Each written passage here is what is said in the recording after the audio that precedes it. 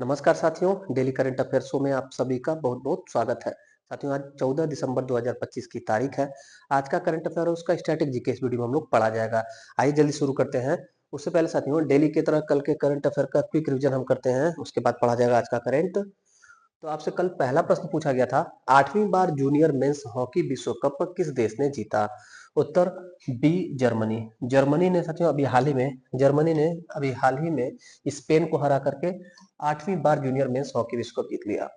दूसरा प्रश्न था, युवराज सिंह और हरमनप्रीत कौर के नाम से कहां पर क्रिकेट स्टेडियम स्टैंड का नाम रखा गया? तो उत्तर पंजाब के न्यू चंडीगढ़ के मुल्लनपुर स्टेडियम में। तीसरा प्रश्न पूछा गया था, अंतर्राष्ट्रीय सार्वभौमिक स्वास्थ्य कवरेज दिवस 2025 हर साल कब मनाया जाता है? 2025 में मनाया गया 12 दिसंबर को। हर साल भी मनाया जाता है 12 दिसंबर को अंतर्राष्ट्रीय सार्वभौमिक स्वास्थ्य कवरेज दिवस। अगला प्रश्न था, विश्व का पहला स्थायी तटस्थ राष्ट्र का दर्जा किस देश को मिला? उत्तर सी तुर्कमेनिस्तान को न्यूट्रल कंट्री का दर्जा सबसे पहले दिया गया था। अगला था, शिवराज पाटिल का हाल ही में निधन हो गया, इनके बारे में गलत कथन बताइए। तो इनके बारे में साथियों गलत कथन ये था डी, पूर्व रक्षा मंत्री नहीं बल्कि हमारे देश के पूर्व में होम मिनिस्टर रहे, गृह मंत्री रहे थे। बाकी देखिएगा, लातूर महाराष्ट्र से लोकसभा के सांसद रहे, 7 बार सांसद रहे, देश के 10वें लोकसभा स्पीकर रहे और पंजाब के राज्यपाल और चंडीगढ़ के प्रशासक रहे शिवराज सिंह पाटिल। इनका भी हाल ही में निधन हो गया। अगला प्रश्न था, भारत की पहली जीरो एमिशन इलेक्ट्रिक टग प्रोजेक्ट का उद्घाटन कहाँ किया गया? उत्तर गुजरात के पंडित दीनदयाल बंदरगाह, कांडला बंदरगाह पर, जो कि एक ज्वारी बंदरगाह है साथियों, यहाँ से किया गया। अगला, फाइनेंशियल टाइम्स के प्रतिष्ठित प्रकाशन द बैंकर के अनुसार bank of the year 2025 award में एशिया पैसिफिक में बेस्ट बैंक इन इंडिया का दर्जा मिला। बेस्ट बैंक इन इंडिया का दर्जा एशिया पैसिफिक क्षेत्र में दिया गया बैंक ऑफ बड़ौदा को। अगला प्रश्न था, आठवां प्रश्न, देश में किस खेल का राष्ट्रमंडल चैंपियनशिप 2025 में आयोजित होगा? 2025 ना साथियों, ये 2026 में आयोजित होगा। ये खो खो खो खो विश्व कप अभी हाल ही में 2025 में हुआ, जिसमें हमारी भारतीय पुरुष और महिला दोनों टीमों ने जीत लिया खो खो विश्व कप। उसके बाद साथियों अगले साल 2026 में खो खो राष्ट्रमंडल खेल हमारे देश में होगा। अगला देखिएगा, राष्ट्रपति ने 2023 और 24 राष्ट्रपति ने 2023 और 2024 के लिए शिल्प गुरु और राष्ट्रीय हस्तशिल्प पुरस्कार प्रदान किया। उसके बारे में सही कथन है? तो इसके बारे में साथियों सभी कथन सही था, सभी कथन सही। डी उत्तर, माधुरी मिश्रा जो उत्तर प्रदेश से, इनको कलात्मक वस्त्र के लिए 2023 शिल्प गुरु पुरस्कार प्रदान किया गया। दूसरा था, मोहम्मद दिलसाद को शीशम टेबल वुड कार्विंग के लिए 2024 शिल्प गुरु पुरस्कार प्रदान किया गया और दोनों लोग का संबंध उत्तर प्रदेश से था। यानी कि तीनों सही है, उपयुक्त सभी सही है, डी उत्तर था। अगला प्रश्न पूछा गया था, संयुक्त राष्ट्र का सर्वोच्च पर्यावरण सम्मान किसे प्राप्त हुआ? उत्तर एक आईएएस है, वरिष्ठ आईएएस सुप्रिया साहू जी, इन्हीं को प्रदान किया गया। अगला, गोल्डन ग्लोब्स होराइजन अवार्ड किसे प्रदान किया गया? उत्तर आलिया भट्ट को गोल्डन ग्लोब्स होराइजन अवार्ड प्रदान किया गया। ये था साथियों कल के करंट अफेयर का क्विक रिवीजन। अब पढ़ते हैं आज का करंट अफेयर। आज का पहला प्रश्न आपसे पूछा गया है, हाल ही में किस तिथि को राष्ट्रीय ऊर्जा संरक्षण दिवस मनाया गया? तो 14 दिसंबर को हर साल साथियों, 14 दिसंबर को हर साल हमारे देश में राष्ट्रीय ऊर्जा संरक्षण दिवस मनाया जाता है। एनर्जी को बचाने के लिए, ऊर्जा के संरक्षण के लिए, ऊर्जा के प्रति जागरूकता के लिए हर साल 14 दिसंबर को राष्ट्रीय ऊर्जा संरक्षण दिवस मनाया जाता है। कब से मनाया जाता है? तो 1991 से हर वर्ष 14 दिसंबर को हमारे देश में ऊर्जा संरक्षण दिवस मनाया जाता है। दूसरा प्रश्न देखिएगा, केंद्रीय मंत्रिमंडल ने बीमा क्षेत्र में एफडीआई की सीमा 74% से बढ़ाकर कितना प्रतिशत कर दिया? उत्तर होगा 100%, 100%। एफडीआई की सीमा बीमा सेक्टर में 100% कर दिया गया। क्या होता है थोड़ा समझिए साथियों, इंश्योरेंस सेक्टर में एफडीआई जो 74% था उसको बढ़ा करके 100% कर दिया गया। पूर्व में 74% कब हुआ था? 2021 में। उससे और पहले जाएंगे साथियों तो 24% था। 24% के बाद 49% एफडीआई किया गया, फिर 74%, और अभी हम पढ़ रहे हैं दिसंबर 2025 में 74% से 100% कर दिया गया एफडीआई। एफडीआई क्या होता है? इसका फुल फॉर्म आप देखेंगे समझ में आ जाएगा आधा चीज। Foreign foreign foreign direct investment, foreign direct investment FDI का फुल फॉर्म है। हिंदी इसका हो जाएगा प्रत्यक्ष विदेशी निवेश। प्रत्यक्ष विदेशी निवेश, प्रत्यक्ष विदेशी निवेश क्या होता है? इसको समझने से पहले आप निवेश को समझिए। निवेश मतलब इन्वेस्टमेंट होता है। अगर किसी भी क्षेत्र किसी भी गांव, किसी शहर, किसी देश का विकास करना है तो वहां पर निवेश अगर आकर्षित हो जाएगा तो ऑटोमेटिक उस क्षेत्र का विकास हो जाता है। अगर वहां निवेश बढ़ता है तो वहां पर आवागमन बढ़ जाता है। अगर वहां पर निवेश होता है तो वहां पे फैक्ट्री इंफ्रास्ट्रक्चर डेवलपमेंट होता है तो लोगों को रोजगार मिलता है, तो ऑटोमेटिक उसका डेवलपमेंट हो जाता है। तो ये तो हुआ निवेश। लेकिन जब यही इन्वेस्टमेंट हमारे देश में विदेशों से आता है तब उसे बोलते हैं एफडीआई। यानी सपोज दैट अगर माइक्रोसॉफ्ट ने हमारे भारत में पैसा निवेश किया तो उसको हम बोलेंगे एफडीआई। अभी तक एक सीमा थी कि 74% जो है मैक्सिमम, मान लीजिए कोई कंपनी बीमा क्षेत्र की है तो उसमें 100% जो शेयर है उसका 74% मैक्सिमम विदेशी कंपनियों का हो सकता है। एफडीआई की सीमा थी, अभी क्या कर दिया गया है, 100% कर दिया गया। इसका मतलब कोई भी विदेशी कंपनी चाहे तो किसी भी बीमा, भारतीय बीमा कंपनी को खरीद सकती है या अपनी नई बीमा कंपनी बना सकती है जिसका 100% पूंजी उन्हीं का अपना स्वयं का रहेगा। तो उम्मीद है समझ में आया होगा साथियों। देखिएगा जब ये चीजें हुई हैं तो इसके लिए 3 हमारे देश में बीमा से संबंधित कानून है, उसमें भी अमेंडमेंट किया गया, संशोधन किया गया। क्या? तो बीमा एक्ट 1938 आपको याद रखना है। इंश्योरेंस एक्ट हमारे देश में कब बना था? 1938 में। और आईआरडीएआई का गठन कब हुआ था? 1999 में। एलआईसी एक्ट कब बना था? 1956 में। लाइफ इंश्योरेंस कॉर्पोरेशन एक्ट अधिनियम 1956 में बना था। बीमा विनियामक विकास प्राधिकरण 1999 में बना था जिसका मुख्यालय हैदराबाद में है। बीमा एक्ट 1938 में बना था। इन तीनों में संशोधन करने की आवश्यकता होगी जब 74% से 100% किया गया। अगला देखिएगा, अगला प्रश्न पूछा गया है, कोपरा जलाशय को किस राज्य का पहला रामसर स्थल घोषित किया गया? उत्तर होगा साथियों, उत्तर होगा हमारा छत्तीसगढ़। छत्तीसगढ़ जिला में, छत्तीसगढ़ राज्य में बिलासपुर जिला है साथियों। छत्तीसगढ़ राज्य में बिलासपुर जिला में कोपरा एक झील था, जलाशय था। इसको अभी हाल ही में रामसर स्थल घोषित कर दिया गया और यह पहला रामसर स्थल हो गया छत्तीसगढ़ का। छत्तीसगढ़ का पहला रामसर स्थल। और पूछा जाए हमारे देश में कितने रामसर स्थल हो गए, तो 94 रामसर स्थल हो गए।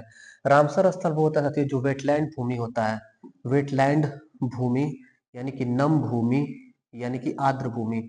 वेटलैंड, नम भूमि या आर्द्र भूमि, इन्हीं को संरक्षण करने के लिए, इन्हीं के कंजर्वेशन के लिए साथियों रामसर स्थल के रूप में डिक्लेयर किया जाता है किसी भी झील को या नम भूमि को, ताकि अगर हम झीलों के प्रति जागरूक रहेंगे, नम भूमि के प्रति जागरूक रहेंगे, जल के प्रति जागरूक रहेंगे तो हमारा क्षेत्र शुष्क नहीं होगा, ड्राई नहीं होगा, जिससे भविष्य में मरुस्थल होने की संभावना नहीं रहेगी। तो मरुस्थलीकरण को रोकने के लिए, मरुस्थलीय क्षेत्रों को रोकने के लिए साथियों रामसर स्थल डिक्लेयर किया जाता है। इसको देखिएगा, फिर आपको रामसर से संबंधित चीजें बताएंगे साथियों। अगर वर्तमान में पूछा जाए सर्वाधिक रामसर साइट, रामसर स्थल किस राज्य में है, तो तमिलनाडु में 20 रामसर स्थल है। हमारे उत्तर प्रदेश में कितने स्थल है? 10। उत्तर प्रदेश में 10 रामसर स्थल हो गए। छत्तीसगढ़ का पहला रामसर स्थल हम पढ़ रहे हैं करंट में, कोपरा है। सबसे बड़ा रामसर स्थल कौन सा है, तो सुंदरवन पश्चिम बंगाल में है। और सबसे छोटा तो रेणुका हिमाचल प्रदेश में है। और देश का पहला कौन था, तो 2 एक साथ डिक्लेयर हुए थे। 2 एक साथ कौन कौन, तो चिल्का, चिल्का उड़ीसा में और केवलादेव राजस्थान में। ये दोनों भारत के पहले रामसर स्थल थे। छत्तीसगढ़ का कोपरा बना। अब इसको समझिएगा साथियों, क्या है, 2 फरवरी 1971 ईस्वी को, 2 फरवरी 1971 ईस्वी को ईरान देश के रामसर नामक एक शहर में, रामसर नामक एक शहर में एक कन्वेंशन होता है, एक समझौता होता है। इसीलिए इसको कहा जाता है रामसर समझौता, रामसर कन्वेंशन, जो हुआ 2 फरवरी 1971 को। इसी उपलक्ष्य में हर 2 फरवरी को हमारे देश में और दुनिया भर में विश्व आर्द्र भूमि दिवस मनाया जाता है। विश्व आर्द्र भूमि दिवस कब मनाया जाता है, तो 2 फरवरी को। क्यों मनाया जाता है? इसी उपलक्ष्य में मनाया जाता है। इंग्लिश में इसको कहेंगे world world wetland day, world wetland day इसको इंग्लिश में कहा जाएगा साथियों। Wetland day, world wetland day 2 फरवरी को हर साल मनाया जाता है। 1971 में पहला सम्मेलन हुआ था। इस सम्मेलन को स्वीकार किया हमारे भारत ने साथियों 1982 में। 1 फरवरी 1982 को, ये डेट याद रखिएगा, कई बार एग्जाम में पूछा गया है। 1 फरवरी 1982 को रामसर कन्वेंशन पर हमारे भारत ने हस्ताक्षर किया। हमारे भारत ने रामसर कन्वेंशन पर कब हस्ताक्षर किया, तो 1 फरवरी 1982 को। ये जो साथियों रामसर समझौता हुआ था, ये पूरे दुनिया में, पूरे विश्व में जो भी नम स्थल है, जो भी झील है, ताल है, लेक है, इसी को संरक्षित करने के लिए यह समझौता हुआ था ईरान के रामसर शहर में। इसी नाते जब इस एक्ट के अंतर्गत, इस कन्वेंशन के अंतर्गत कोई भी स्थल डिक्लेयर होते हैं तो उनको बोला जाता है रामसर स्थल।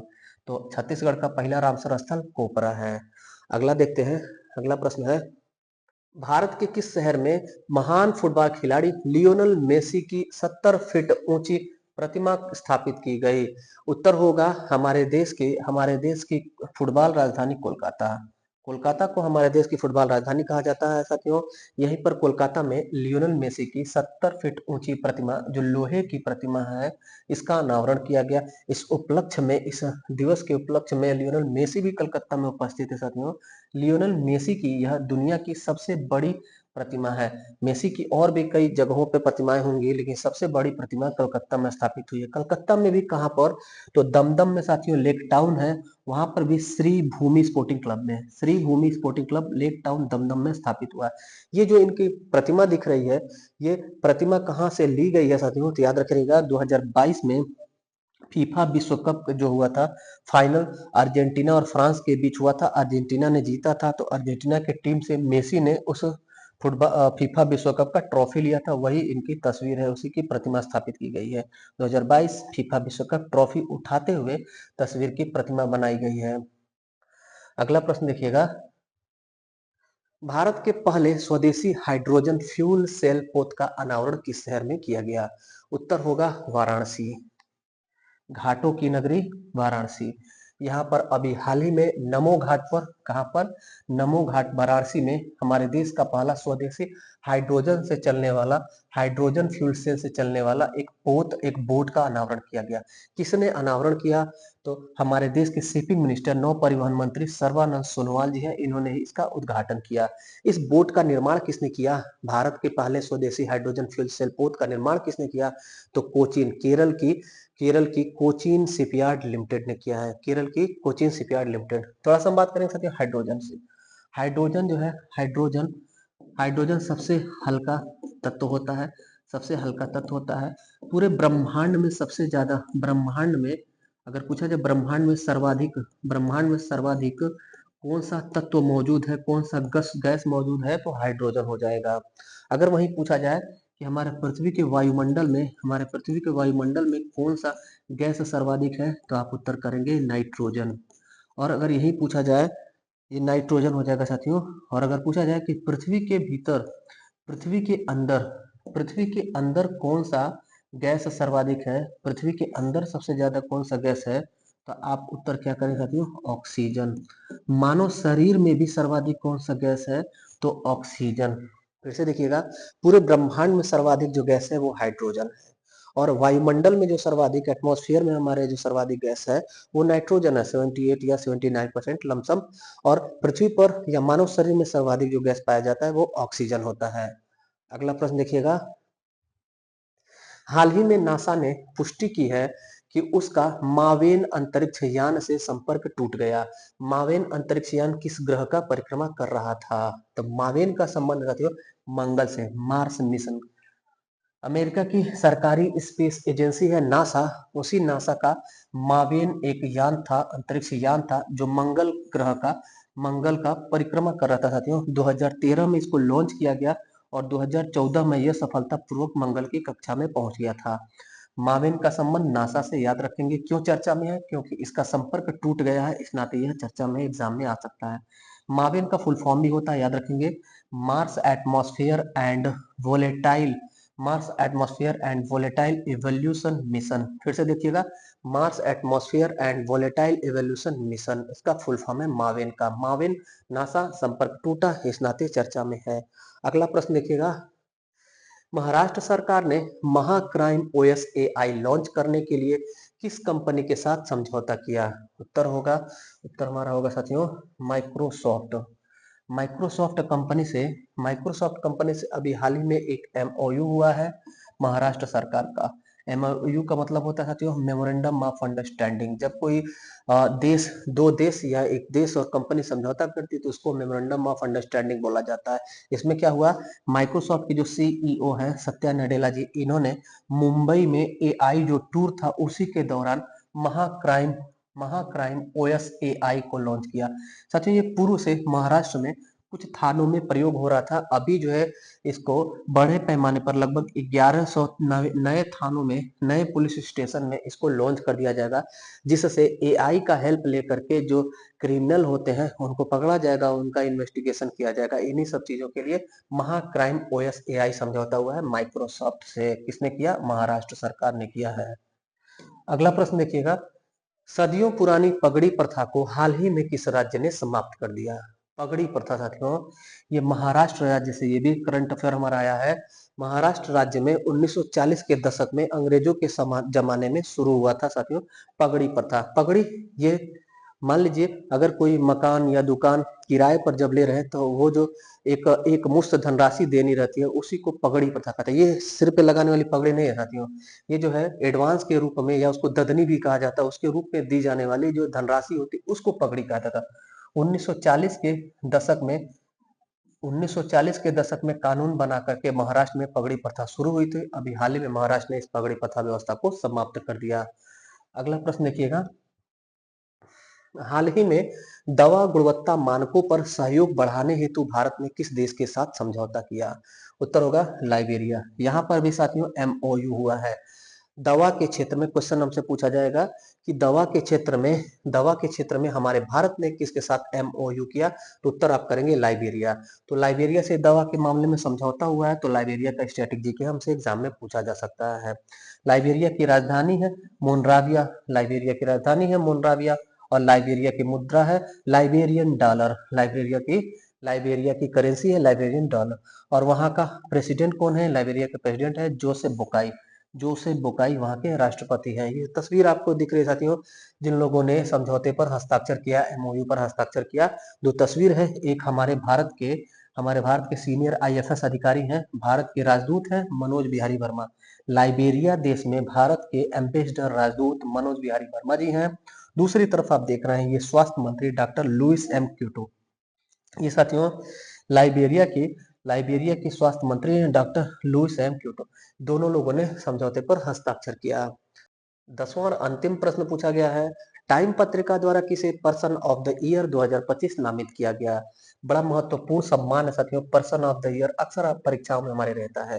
पर्सन ऑफ द ईयर अभी हाल ही में टाइम पत्रिका का आर्किटेक्ट्स ऑफ एआई को प्रदान किया गया।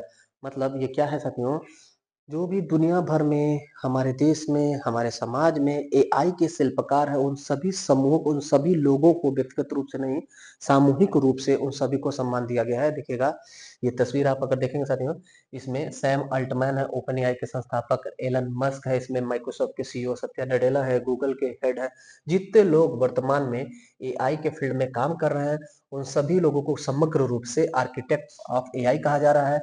इन्हीं लोगों को जो दुनिया का सबसे प्रतिष्ठित पत्रिका होता है टाइम पत्रिका, इस टाइम पत्रिका का पर्सन ऑफ द ईयर 2025 नामित किया गया। तो ये था साथियों आज का 10 महत्वपूर्ण करंट अफेयर। कैसा लगा आज का क्लास? फीडबैक जरूर दीजिएगा और एक प्रश्न का उत्तर दीजिए कमेंट में साथियों, कि हमारे देश का जो संविधान है उसको अपने हाथ से किसने लिखा था? संविधान को हाथ से किसने लिखा था? इस प्रश्न का उत्तर दीजिए। बाकी मिलते हैं फिर अगली क्लास में, तब तक के लिए धन्यवाद। जय हिंद।